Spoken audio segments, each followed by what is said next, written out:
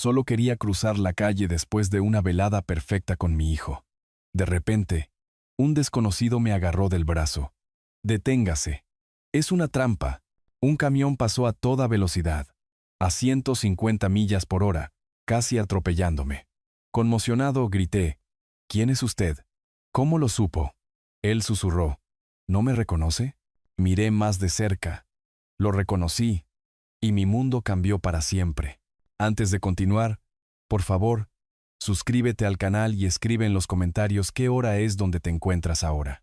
Estás siendo egoísta, papá. La voz de Julián cortó mi tranquila velada como una cuchilla en la seda.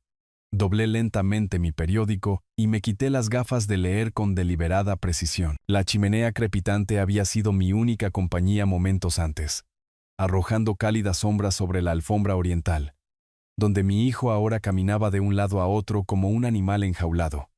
Egoísta. Me levanté de mi sillón de cuero hasta alcanzar mi altura completa.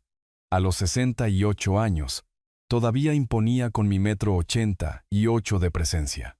Interesante elección de palabras. Su traje caro reflejaba la luz del fuego mientras gesticulaba con esas manos cuidadas. Un gran contraste con mis dedos marcados por el trabajo. Papá, usted tiene 68 años. Es hora de pasar las cosas a la generación más joven. ¿Más joven? La palabra me supo amarga.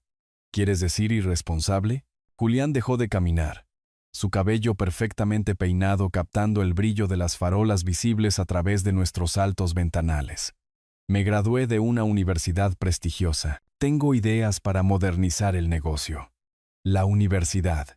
Como si ese diploma colgado en su apartamento significara algo cuando se trataba de entender lo que yo había construido.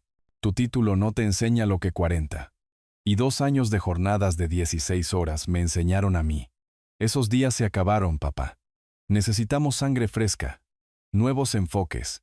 Se acercó y percibí el olor de su colonia cara mezclándose con el humo de la leña de nuestro hogar. No puede aferrarse a las riendas para siempre. Mis hombros se enderezaron, mi porte militar de la juventud resurgiendo como un acto reflejo. Puedo sostenerlas tanto como yo elija. Eso no es justo para la compañía, ni para mí. Su voz se elevó, la desesperación colándose donde antes había confianza. He estado trabajando allí durante 15 años. ¿Trabajando? Me acerqué, reclamando mi territorio.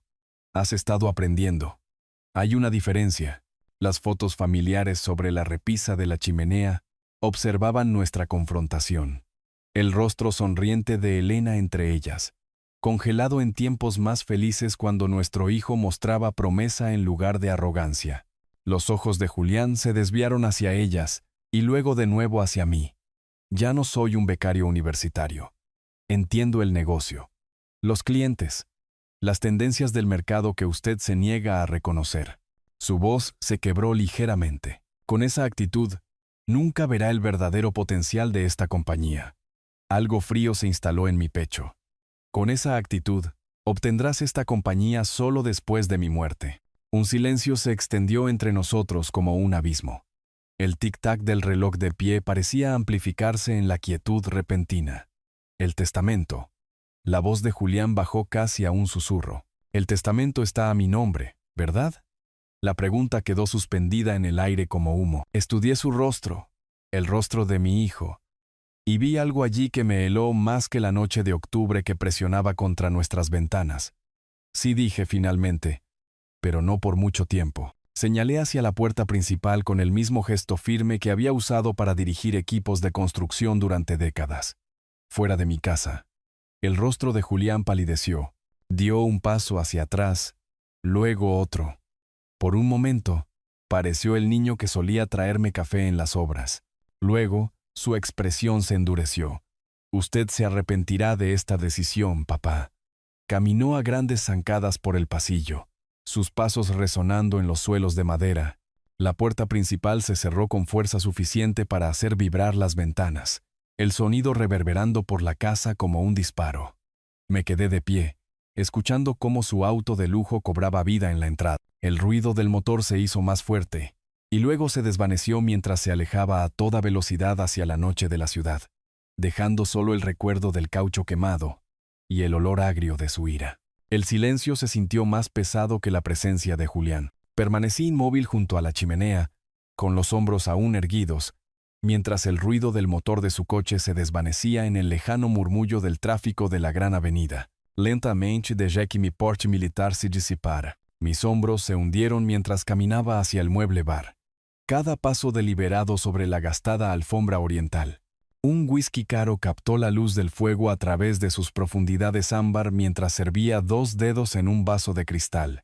Sostuve el vaso, pero no me animé a beber. Mis manos, marcadas por décadas de trabajo en la construcción, temblaban casi imperceptiblemente. El whisky quedó intacto mientras lo dejaba sobre la repisa de la chimenea, y me limpiaba las palmas de las manos en los pantalones. La foto de la boda de Elena me sonreía desde su marco de plata. «Se ha convertido en todo lo que me advertiste», le susurré a su imagen. El fuego había bajado. Las sombras se alargaban por la habitación. Afuera, el atardecer de otoño se asentaba sobre el barrio alto, las farolas creando charcos de luz amarilla en la acera. El metódico tic-tac del reloj de pie marcaba cada segundo de mi creciente comprensión. Ingrato. La palabra resonaba en mi mente mientras comenzaba a caminar por el mismo sendero que Julián había desgastado minutos antes.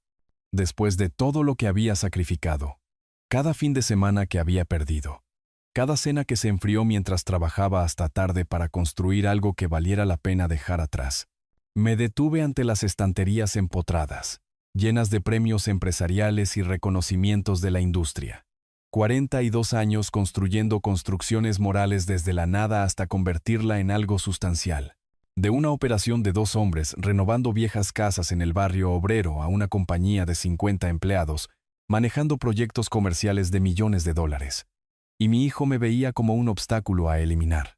El sillón de cuero crujió cuando me hundí en él, cubriéndome la cara con ambas manos. El olor a libros antiguos y abrillantador de muebles me rodeaba.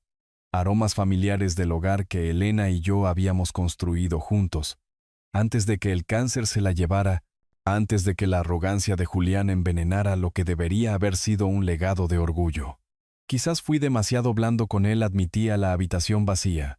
Elena me había advertido sobre malcriar a nuestro único hijo, sobre darle oportunidades sin exigirle que se las ganara. Colegios privados, la matrícula de la universidad prestigiosa, un puesto garantizado en la compañía.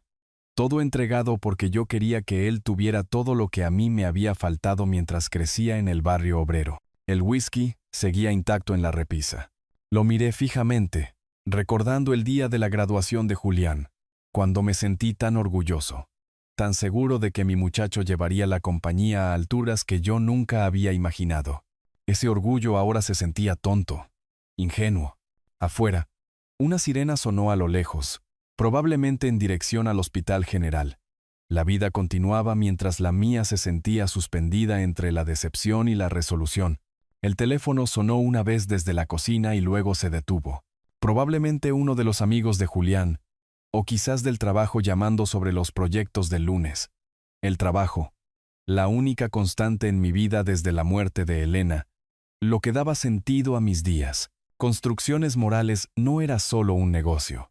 Era la prueba de que un chico del barrio obrero podía construir algo duradero, algo valioso. Me levanté de la silla con renovado propósito. Mañana iría a la oficina. Pensaría con claridad sin el peso emocional de esta casa y sus recuerdos. La compañía merecía algo mejor que ser entregada a alguien que la veía simplemente como una herencia en lugar de un logro. Apagando el fuego con cuidado, apagué las lámparas de mesa, una por una. La casa se sumió en la oscuridad mientras subía las escaleras, mi sombra precediéndome por los gastados escalones de madera. En el rellano, me detuve para mirar hacia atrás, a la sala de estar donde mi relación con mi hijo había cambiado fundamentalmente. Mañana traería claridad. Esta noche necesitaba descansar para procesar lo que había aprendido sobre el joven que había criado. El estacionamiento se extendía vacío alrededor de mi camioneta, un marcado contraste con el caos habitual de los días de semana en el centro de la ciudad. Usé mi tarjeta de acceso en la entrada del edificio de la fábrica reconvertida. Escuché mis pasos resonar en el vestíbulo de mármol mientras el ascensor me llevaba al 12º piso. Construcciones Morales ocupaba todo el piso. Un espacio de estilo loft moderno con vistas al puerto que todavía me asombraban después de 12 años en esta ubicación. Encendí los interruptores de luz, viendo cómo la fluorescencia cobraba vida sobre el área de recepción, donde Ana mantenía flores frescas y fotos familiares de nuestros 50 empleados. Caminar por la oficina silenciosa fue como recorrer un museo de la obra de mi vida. El muro de proyectos mostraba fotografías y planos de edificios terminados. La renovación del gran centro comercial. 3 complejos de oficinas en el distrito financiero. Docenas de proyectos residenciales que habían transformado vecindarios. En la sala de descanso, preparé un café con leche, con la precisión ritual de alguien que ha llegado temprano durante décadas. La máquina gorgoteó y siseó, llenando el silencio con sonidos familiares. Fuera de las ventanas, el puerto de la ciudad se extendía gris y agitado bajo el cielo cubierto de octubre. Mi oficina de la esquina me recibió con su escritorio de caoba y su silla de cuero, ambos regalos en los que Elena había insistido cuando nos mudamos aquí desde nuestra estrecha oficina en el barrio antiguo. Un hombre exitoso necesita parecer exitoso, había dicho ella, ignorando mis protestas sobre el gasto. El periódico estaba doblado junto a mi computadora, pero en lugar de leerlo, abrí el cajón inferior del escritorio y encontré lo que buscaba. Una maqueta a pequeña escala de nuestra primera casa. Aquella vieja casa en el barrio antiguo que lo había iniciado todo en 1982.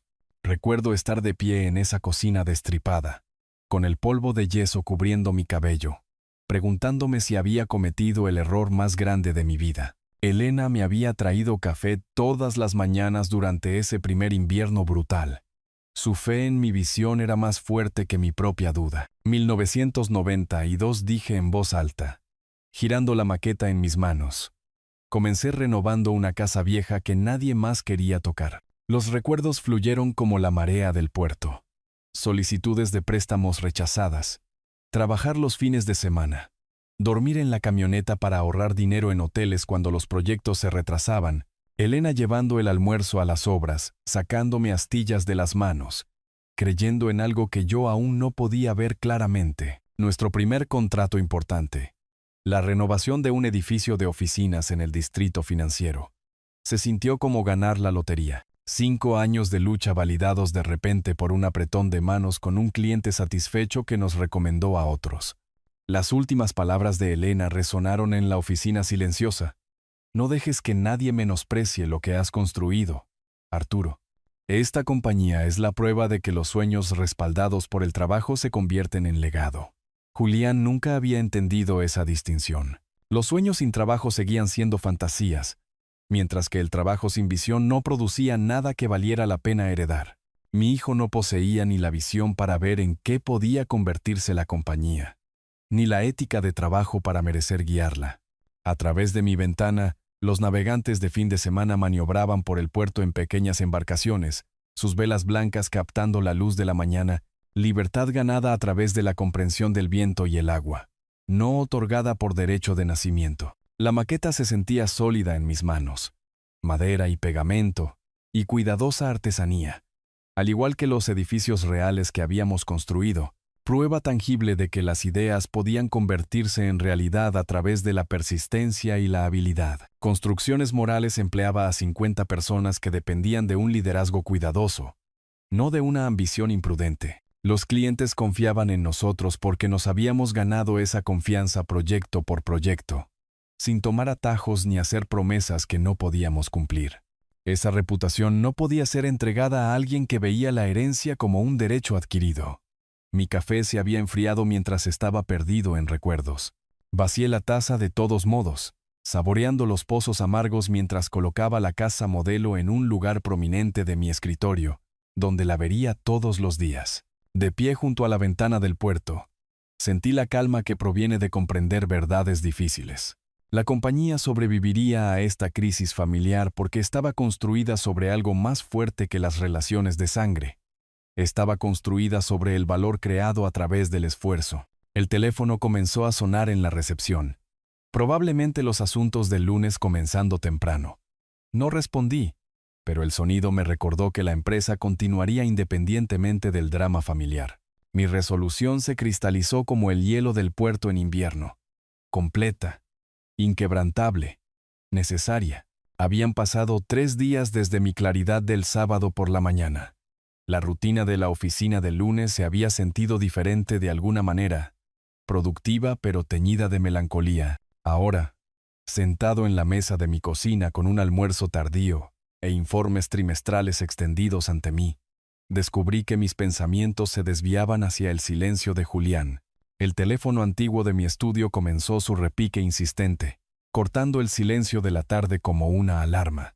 Levanté la vista de las proyecciones financieras, contando cada repique mientras debatía si contestar. La mayoría de las llamadas de negocios llegaban a mi teléfono móvil en estos días. 4 repiques. 5, 6. Me aparté de la mesa y caminé lentamente hacia el estudio, mi mano flotando sobre el auricular negro. Al 7º repique, me lo llevé a la oreja. ¿Aló? Papá, soy yo. La voz de Julián tenía un tono que no había escuchado en años, incierto, casi humilde. Mire, quería disculparme por lo del viernes por la noche. Julián llamándome, me enderecé en mi silla, la luz de la tarde entrando a raudales por las ventanas del estudio, iluminando motas de polvo que danzaban como mis pensamientos repentinamente acelerados. Pensé que no llamarías, admití, mi voz más cautelosa de lo que pretendía. Estuve mal al exigirle cosas. Sus palabras llegaron lentamente, elegidas con cuidado. Usted construyó esa compañía desde la nada. No tenía derecho a actuar como si me la mereciera. Las fotos familiares en mi escritorio parecían observar nuestra conversación. La sonrisa de Elena, la foto de graduación de Julián, tiempos más felices cuando nos entendíamos. Algo se aflojó en mi pecho, un nudo que había llevado durante 3 días. Bueno, ambos dijimos cosas que no sentíamos esa noche. Papá, mañana el equipo local juega contra nuestros grandes rivales. Su último partido de la temporada. Su voz ganó energía, la emoción filtrándose. ¿Quiere ir? Como en los viejos tiempos. Sé cuánto le encanta verlos ganar. ¿Béisbol? ¿Cuándo fue la última vez que Julián había iniciado un tiempo en familia? La pregunta me tomó completamente por sorpresa. La esperanza surgiendo a pesar de mi buen juicio. ¿Hablas en serio? Totalmente en serio. Nos vemos en la entrada principal mañana por la noche, alrededor de las 6:30. Conseguiré buenos asientos. Haré que sea una noche de padre e hijo como debe ser. Me encontré sonriendo por primera vez desde el viernes. Por supuesto que acepto. Es una idea maravillosa, hijo.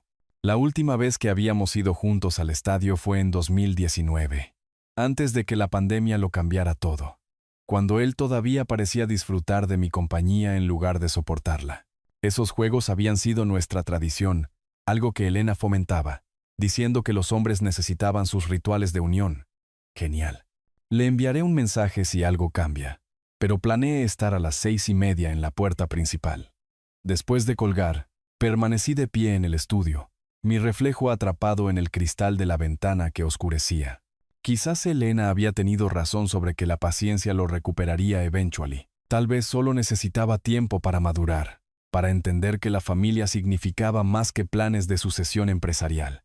Los recuerdos de béisbol en mi estantería parecieron brillar con la luz menguante de la tarde. Pelotas firmadas, programas antiguos, una foto de un jugador legendario que había atesorado desde la infancia. Mañana por la noche, Julián y yo nos sentaríamos juntos de nuevo, animando a nuestro equipo como solíamos hacerlo cuando él era joven y pensaba que yo lo sabía todo sobre el mundo. Caminé hacia el dormitorio para considerar qué ponerme mañana, sintiéndome más ligero de lo que me había sentido en meses. La jornada laboral había terminado 2 horas antes de lo habitual. Salí de la oficina a las 4, contándole a Ana mis planes para la noche con Julián. Su rostro se iluminó de inmediato. Señor Morales, eso es maravilloso. Ustedes dos no han ido a un partido juntos en años. Ahora, subiendo los escalones de la entrada de mi casa con energía extra en cada zancada, sentí la anticipación crecer como la presión en una máquina de vapor. El aire de la tarde de octubre traía la promesa fresca del otoño en la ciudad. Un clima perfecto para el béisbol. En mi dormitorio, abrí la puerta del armario y busqué entre mi ropa casual. Allí, colgada detrás de las camisas de vestir, Estaba mi desteñida camiseta del equipo local de los años 90. La tela se sentía suave por décadas de lavado, recuerdos entretejidos en cada hilo. Esta camiseta había presenciado el primer partido de Julián a los 12 años. Todavía podía imaginarlo con su pequeño uniforme del equipo, con los ojos muy abiertos de asombro mientras caminábamos por el túnel hacia la catedral del béisbol. Ese día comió 5 perros calientes y se sintió mal durante la 7ª entrada, pero se negó a irse temprano. Mi vieja gorra de béisbol estaba en el estante del armario, polvorienta pero atesorada. Elena me la había comprado en 1995, insistiendo en que todo aficionado necesitaba la gorra adecuada. La visera estaba curvada exactamente como me gustaba, moldeada por años de protegerme los ojos de las luces del estadio. El pronóstico del tiempo en mi teléfono mostraba cielos despejados, la temperatura bajando a 14 grados. Perfecto para el béisbol de octubre. Seleccioné una chaqueta ligera, lo suficientemente cálida para el aire de la tarde, no demasiado pesada para los asientos del estadio. La decisión llegó de repente. Caminaría hasta el estadio, de pie junto a la ventana de mi dormitorio. Calculé la distancia desde el barrio alto hasta la plaza central, 20 minutos como máximo, a través de vecindarios que conocía desde la infancia.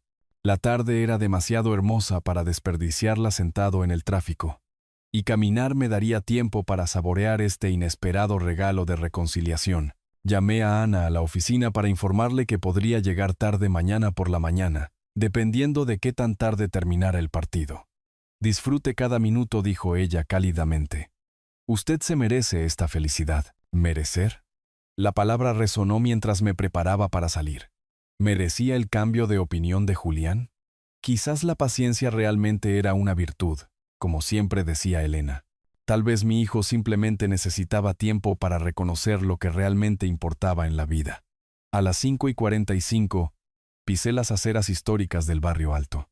Las farolas de gas cobraban vida temprano, arrojando cálidos charcos de luz sobre los senderos de ladrillo, desgastados por siglos de pasos. Los niños jugaban en una plaza cercana, mientras los olores de la cena se escapaban de las ventanas de las casas. El paseo me llevaría más allá del gran parque, a través del bullicio del centro, y luego por la calle principal hasta la plaza. Cada paso me llevaba hacia lo que sentía como un nuevo comienzo con mi hijo. Elena habría sonreído al verme con mi vieja camiseta del equipo, caminando para encontrarme con Julián para un partido. El béisbol une a los hombres, solía decir. Algo sobre sentarse uno al lado del otro, animando al mismo equipo. En la esquina de la avenida, me detuve para mirar mi casa por última vez antes de desaparecer entre la multitud del centro. Las ventanas de la casa brillaban doradas bajo la luz agonizante, sólida y permanente contra el cielo cambiante. Mañana traería lo que tuviera que traer. Esta noche pertenecía a los padres, a los hijos y al juego más grande de todos. El gran muro se alzaba sobre la calle principal mientras me acercaba a la entrada del estadio. Multitudes de aficionados afluían hacia las puertas. Un mar de rojo y azul marino mezclado con ocasionales camisetas de los rivales, usadas por almas valientes que se aventuraban en territorio enemigo. Vi a Julián cerca de las taquillas, saludando con entusiasmo. Llevaba pantalones caqui y una camisa polo planchada del equipo local, más formal que mi camiseta antigua. Pero un entusiasmo genuino parecía irradiar de su rostro mientras se acercaba con los brazos abiertos. Nuestro abrazo se sintió natural por primera vez en años. Su abrazo se prolongó un momento más, y me sorprendí luchando contra lágrimas inesperadas. Papá, se ve genial. Esa vieja camiseta trae recuerdos. Tu madre me la compró el año que empezaste en las ligas infantiles. Me ajusté la visera de la gorra, de repente cohibido. Pensé que era apropiada para esta noche. Julián sacó unos boletos caros de su bolsillo con orgullo. Sección 18. Justo detrás del plato de home. Los mejores asientos que pude encontrar. El precio de esos boletos debe haber sido considerable. Mucho más de lo que Julián solía gastar en cualquier cosa. Su generosidad me sorprendió y conmovió mientras pasábamos por seguridad y entrábamos al vestíbulo del estadio. ¿Recuerdas cuando solíamos sentarnos en las gradas?, pregunté, señalando hacia los asientos más baratos. Por supuesto, pero esta noche merece algo mejor que las gradas. Esto es especial. Nuestros asientos superaron todas las expectativas. Una sección VIP con sillas acolchadas, portavasos y protección contra el viento. Julián claramente había gastado una cantidad significativa de dinero para hacer esta velada memorable. El gesto habló más fuerte que cualquier disculpa. Julián, estos asientos deben haber costado una fortuna. Valió cada centavo verle sonreír así, respondió, haciendo una seña a un vendedor de perros calientes y cerveza. Mientras los equipos salían al campo para calentar, nos acomodamos en una conversación cómoda. Julián preguntó sobre jugadores específicos. Recordó estadísticas que le había enseñado años atrás. Se rió de mis observaciones sobre la nómina sobrevalorada de los rivales. Papá, ¿recuerda cuando vinimos aquí y yo tenía 12 años? Usted me explicó por qué el estadio era especial. El gran muro, los rincones extraños del campo. Esa noche comiste 5 perros calientes y te enfermaste. Esta noche, me limitaré a 2 río Julián. Y el sonido me transportó 26 años atrás, a cuando era lo suficientemente pequeño como para tomar mi mano mientras caminábamos por estos mismos pasillos. El primer lanzamiento llegó a las 7:07 de la noche, y nos levantamos con otras 40,000 personas para animar. Los rivales tomaron una ventaja temprana, pero Julián no parecía desanimado.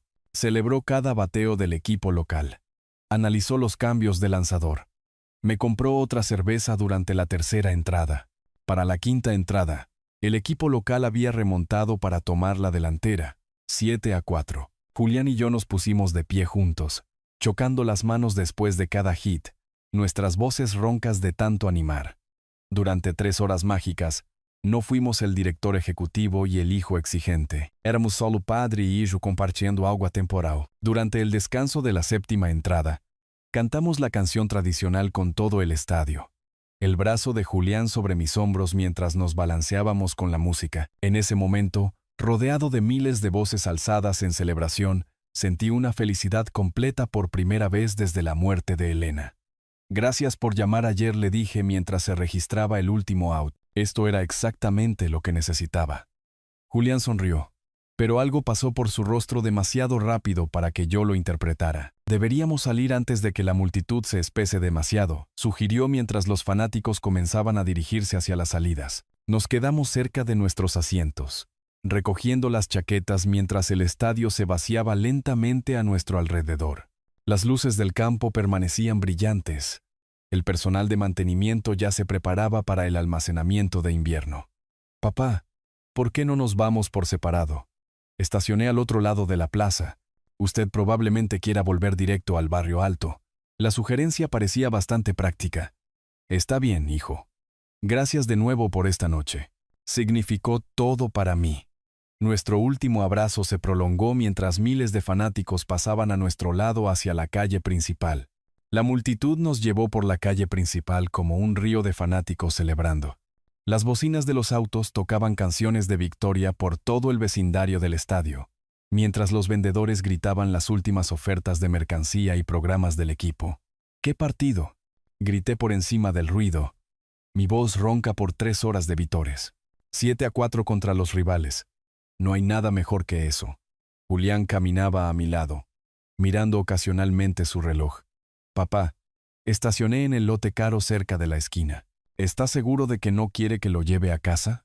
El aire de la noche de octubre se sentía fresco y vigorizante después de la cálida atmósfera del estadio. Las estrellas eran visibles sobre las luces de la ciudad. Un raro placer para los habitantes urbanos como nosotros. No, gracias, hijo. El clima está perfecto para caminar, y quiero pensar en esta noche mientras dure la sensación. Estiré los brazos, sintiéndome con más energía que en meses. Además, son solo 20 minutos hasta el barrio alto. Llegamos a su auto de lujo, un sedán negro y elegante que probablemente costaba más que el salario anual de muchas personas. El costoso lugar de estacionamiento cerca de la calle principal probablemente había costado $50. Otro gesto que mostraba cuánto significaba esta noche para él. Tenga cuidado en las calles, papá. La voz de Julián tenía un toque de preocupación que encontré conmovedor. El tráfico puede ser una locura después de grandes partidos como este. No te preocupes, no soy un viejo indefenso. He caminado por estas calles durante 40 años. Lo sé. Solo. Déjele a su hijo esta preocupación, ¿de acuerdo? Me atrajo hacia otro abrazo.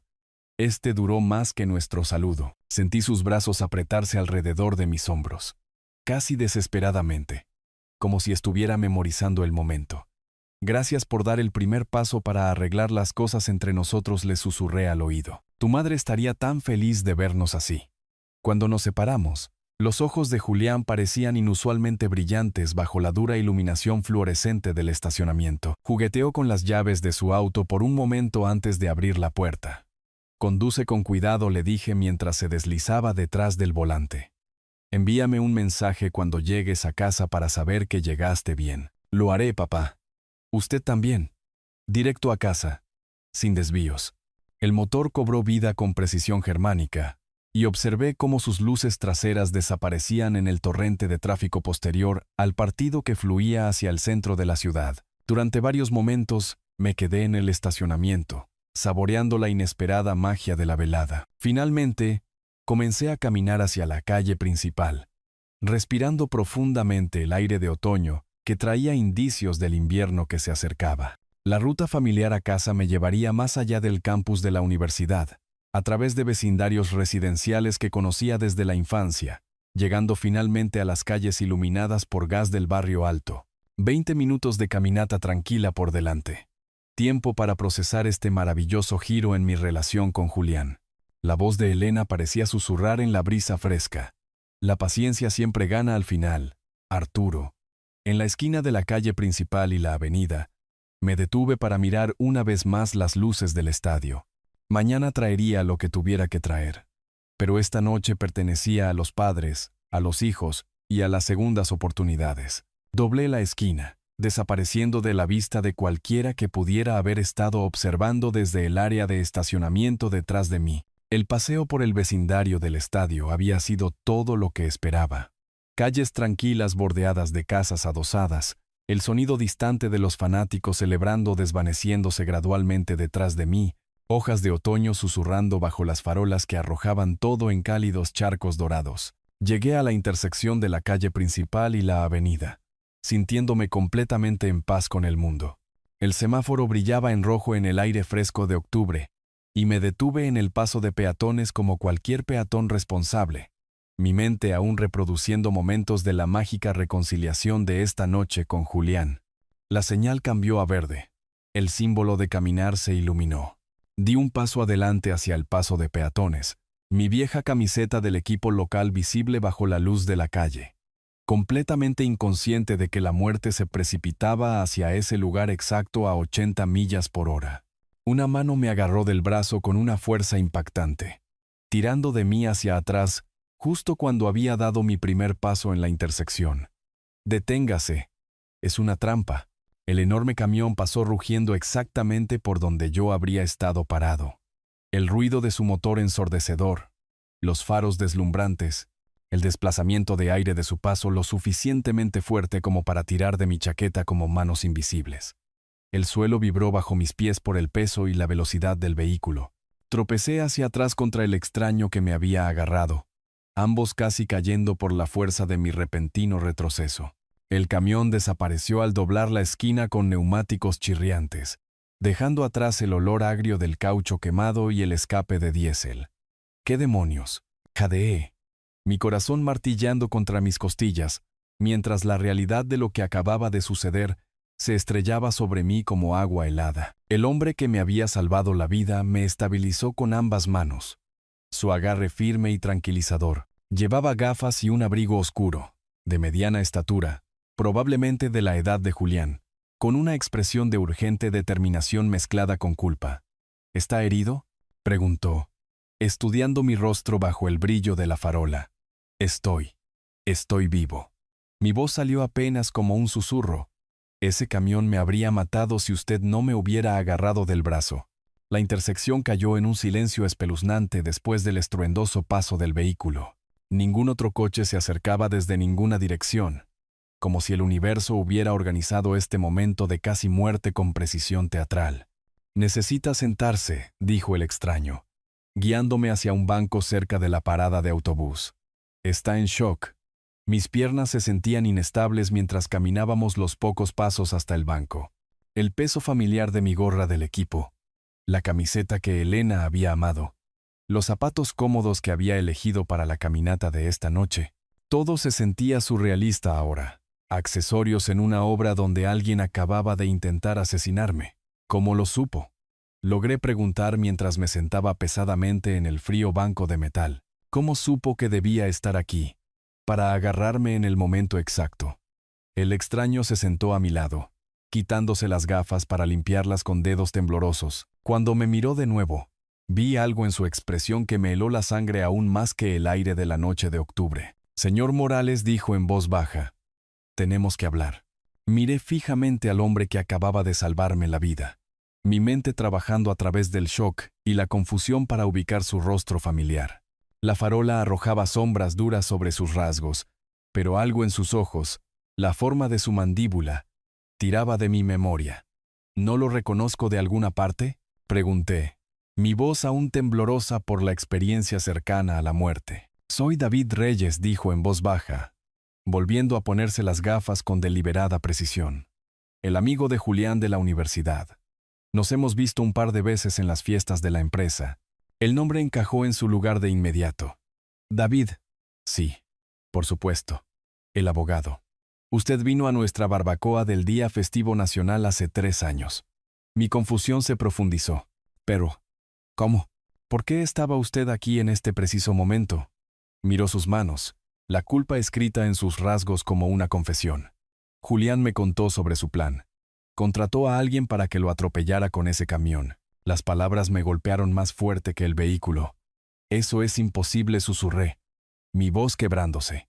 Acabamos de hacer las paces esta noche. Fuimos al partido juntos.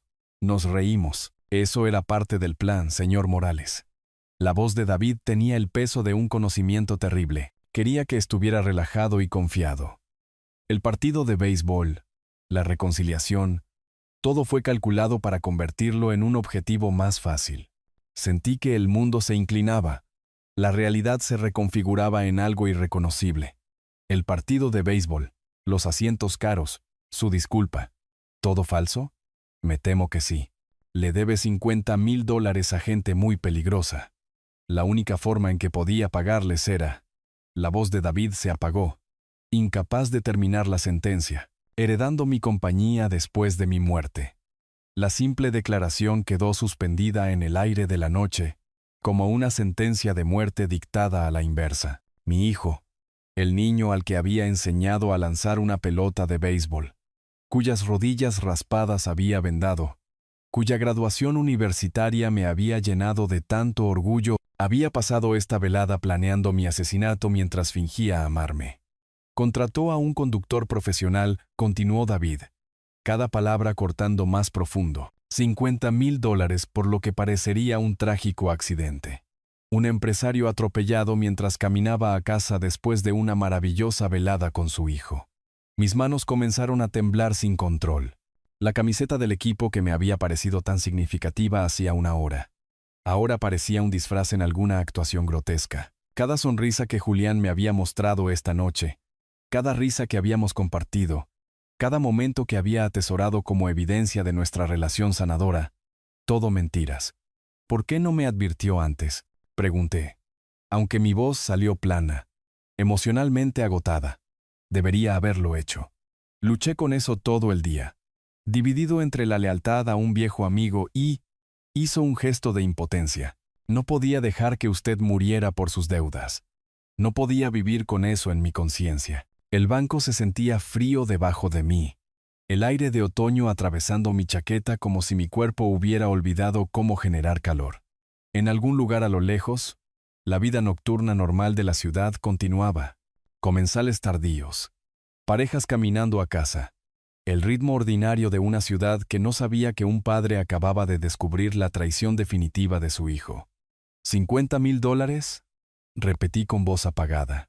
Eso es lo que valía mi vida para él. David se movió incómodo a mi lado. Señor Morales, sé que esto es devastador, pero necesita decidir qué va a hacer ahora. Julián no sabe que intervine. Por lo que él sabe, su plan falló debido a algún accidente de tiempo. Me senté en silencio, procesando la destrucción completa de todo lo que había creído sobre mi relación con mi son, la compañía que había construido, el legado que había planeado dejarle, el amor que nunca había cuestionado a pesar de nuestros conflictos recientes, todo reducido a una transacción financiera en la mente de Julián. Algo frío y duro comenzó a formarse en mi pecho, reemplazando el shock y el dolor. Mi hijo había intentado que me mataran por dinero.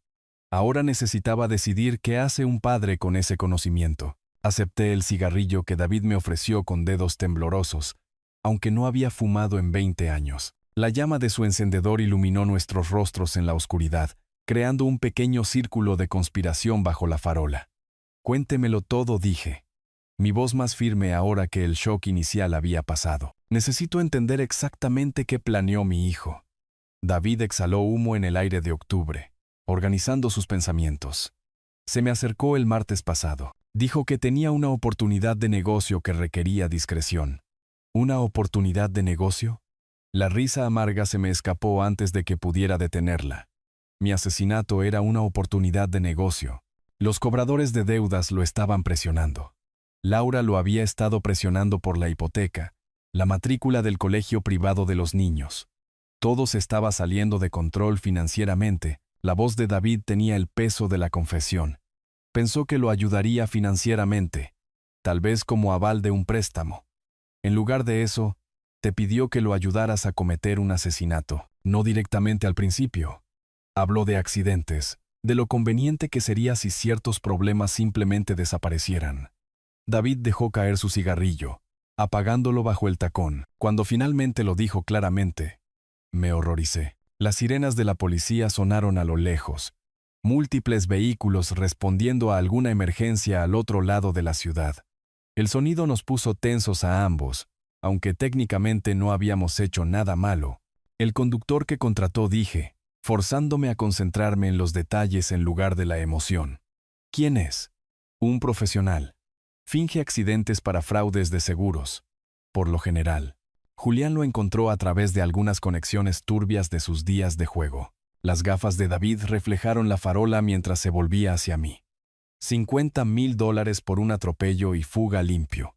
Sin testigos, sin pruebas, solo un trágico accidente. Cada detalle se sentía como otro clavo en el ataúd de mi relación con mi hijo. ¿Cuánto tiempo llevaba planeando esto? 2 semanas, tal vez 3. El partido de béisbol fue su golpe de genialidad, ponerlo emocional y nostálgico, hacer que quisiera caminar a casa solo, y luego coordinar el momento perfectamente. Pensé en la actuación de Julián esta noche. Cada sonrisa calculada, cada momento de unión fabricado, cada manipulación de mi amor paternal. Los asientos caros no habían sido generosidad, habían sido una inversión para convertirme en un mejor objetivo. ¿Laura lo sabe? ¿Sobre la deuda? Sí. ¿Sobre el plan de asesinato? No lo creo. Ella lo ha estado presionando para que consiga dinero de alguna manera. Pero creo que pensaba que obtendría un préstamo legítimo o un acuerdo comercial. El absurdo me golpeó de repente. Mi nuera, presionando sin saberlo a su esposo para que cometiera un parricidio por la matrícula de un colegio privado y los pagos de la hipoteca. El sueño de una vida cómoda retorcido en algo monstruoso. ¿Qué le hizo decidir intervenir esta noche? Pregunté. David se quitó las gafas, limpiándolas con manos temblorosas.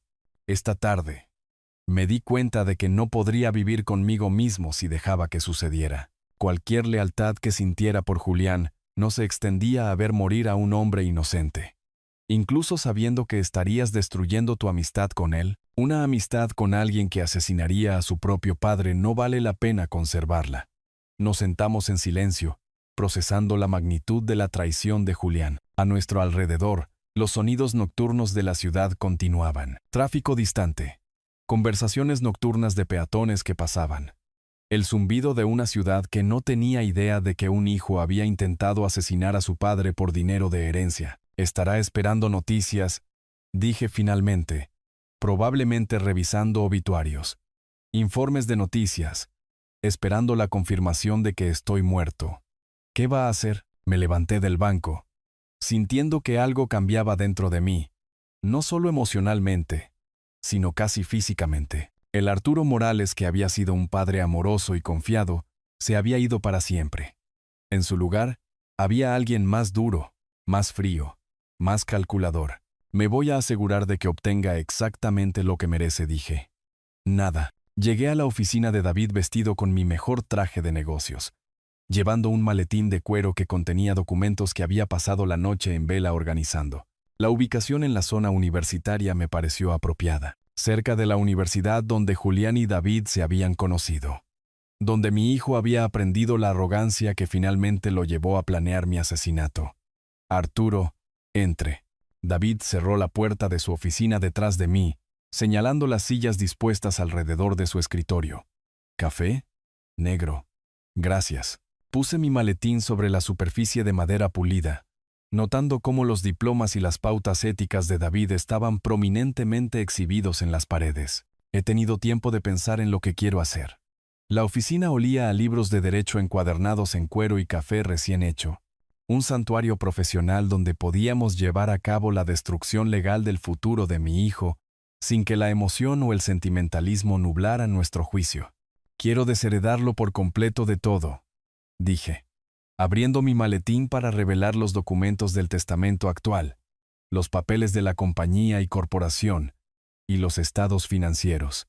La compañía, la casa, las inversiones. No obtiene nada. David asintió. Ya preparado. Tengo los formularios necesarios listos. ¿Qué le gustaría hacer con los activos en su lugar? Una fundación benéfica. La Fundación Comunitaria Morales para la Vivienda. La idea se había cristalizado durante mi noche de insomnio, la voz de Elena pareciendo guiar mis pensamientos. La compañía continuará operando, pero todas las ganancias financiarán viviendas asequibles para familias trabajadoras. Eso es realmente brillante, dijo David, revisando los documentos que había traído. Sirve a la comunidad mientras se asegura de que Julián reciba exactamente lo que se ha ganado. Nada. Pasamos la siguiente hora desmantelando metódicamente las expectativas de herencia de Julián.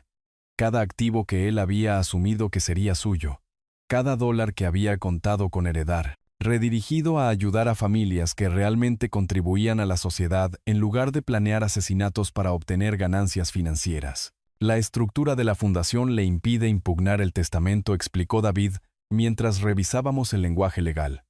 Las donaciones benéficas están fuertemente protegidas por la ley estatal. Bien, quiero que esto sea a prueba de balas. Firmé cada documento con la misma precisión que había usado durante 42 años de contratos comerciales. ¿Qué tan rápido podemos hacer esto legalmente vinculante? Con la notarización de inmediato. Organizaré testigos para el viernes por la tarde. David selló varias copias con su sello oficial. El banco tendrá el original. Usted conservará copias, y yo mantendré otro juego en mis archivos. Mirando por la ventana de su oficina hacia la plaza de la universidad, sentí una extraña sensación de culminación. La misma institución donde Julián había aprendido a sentirse con derecho a cosas que no se había ganado, ahora estaría a poca distancia de los documentos legales que le quitaban hasta el último centavo de ese derecho. Sobre nuestra conversación de anoche dije, mientras preparábamos las copias finales. La confidencialidad cliente-abogado cubre todo. Absolutamente. Lo que Julián me dijo, lo que pasó en la calle, su decisión de hoy, todo está protegido. La expresión de David era seria pero aliviada. Está eligiendo la justicia por encima de la venganza. Arturo, Elena estaría orgullosa. La mención del nombre de mi esposa dio exactamente en la nota correcta. Ella, de hecho, aprobaría usar la compañía para ayudar a familias en lugar de recompensar al hijo que intentó asesinarme por dinero. Que espere la herencia que nunca llegará, dije, guardando los documentos firmados en mi maletín. Mientras él espera riquezas, la fundación estará construyendo hogares para personas que realmente los merecen. Nos dimos la mano sobre su escritorio, no solo como abogado y cliente, sino como dos hombres que habían elegido hacer lo correcto a pesar del costo personal. David estaba perdiendo a un amigo de toda la vida. Yo estaba perdiendo a un hijo. Pero a veces, la justicia requiere sacrificios tanto de los inocentes como un castigo para los culpables.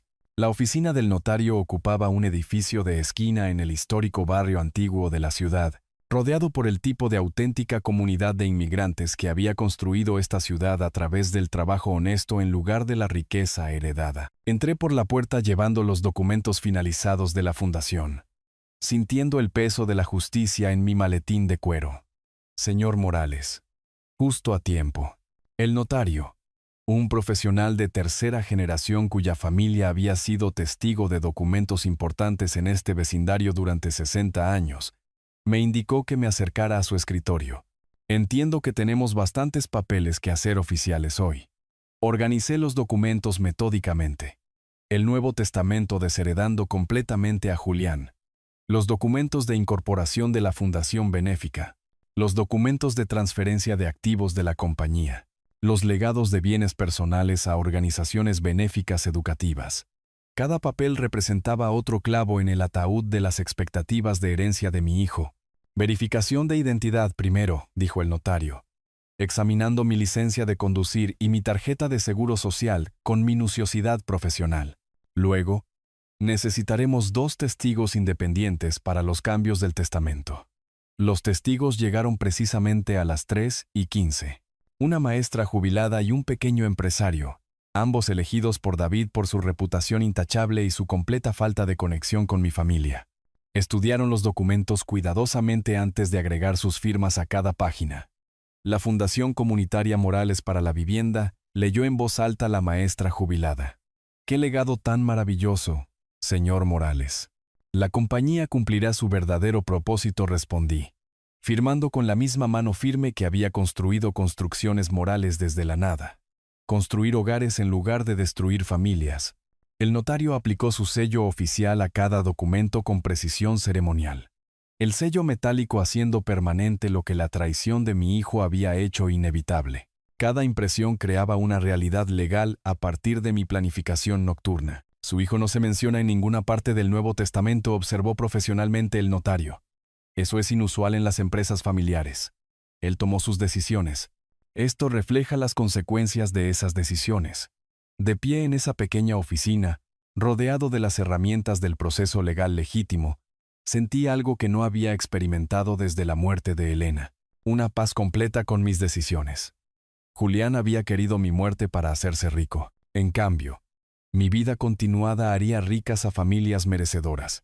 La compañía que él había intentado heredar a través del parricidio ahora financiaría viviendas asequibles para familias trabajadoras. Los bienes personales con los que contaba apoyarían la educación de jóvenes que entendían que el éxito requería esfuerzo, no asesinato. Todos los documentos están debidamente ejecutados y son legalmente vinculantes, anunció el notario, entregándome copias oficiales. La fundación recibirá todo según sus especificaciones. Coloqué los papeles en mi maletín con la satisfacción de un hombre que había superado a un enemigo sin comprometer sus principios. La voz de Elena pareció susurrar su aprobación. Ella siempre había creído en ayudar a los demás en lugar de consentir la disfunción familiar.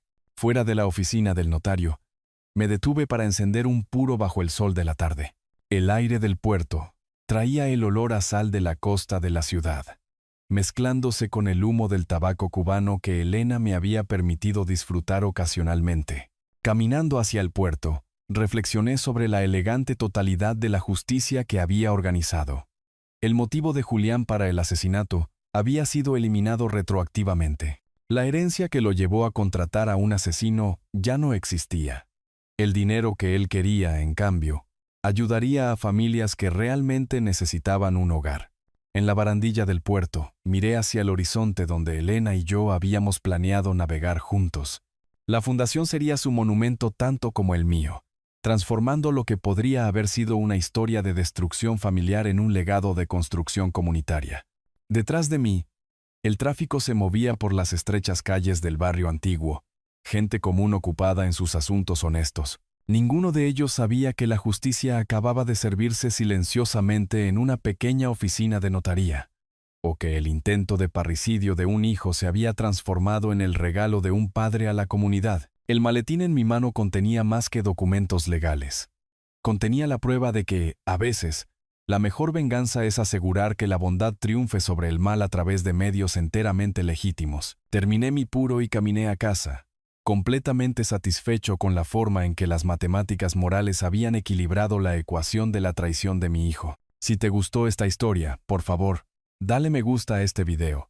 Suscríbete al canal y comparte tus impresiones sobre esta historia en los comentarios. Para escuchar la siguiente historia, haz clic en el recuadro de la izquierda. Gracias por vernos.